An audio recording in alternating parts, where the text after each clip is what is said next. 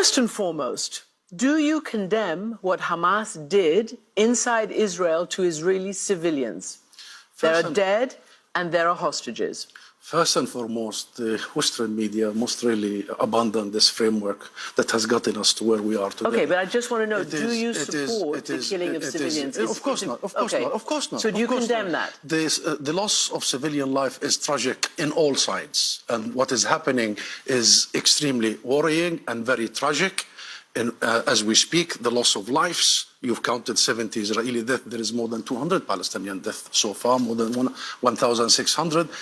Entire residential compounds are being wiped out. This is a war crime committed by Israel. What is more tragic, or equally tragic, is the blindness and the deafness of the world and the international community for so many years, of the warnings we have been saying that this was coming. Israel knew that this was coming their way.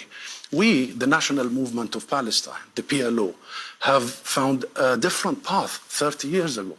We have committed to what the world asks us: recognize Israel, commit to negotiations and non-violence, and to international legitimacy and resolution. Israel was expected to do one thing only: roll back its occupation, stop its colonial settlement expansion. Not one day it did so, killing the prospects of a two-state solution.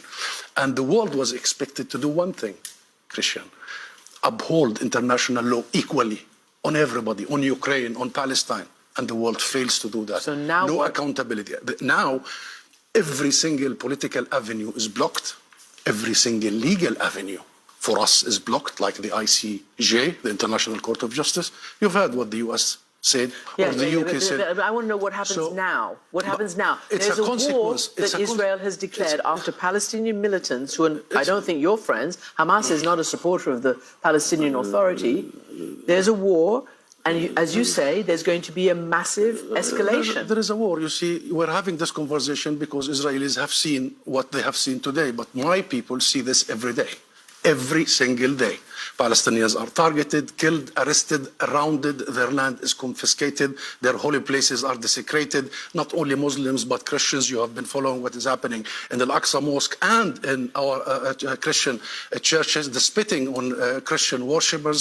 Our people have been seeing apartheid being enforced on them over the last years, and the land is being taken, and the hope for a political solution that will fulfill their rights dissipating. And therefore, this is what we need to discuss. Fine.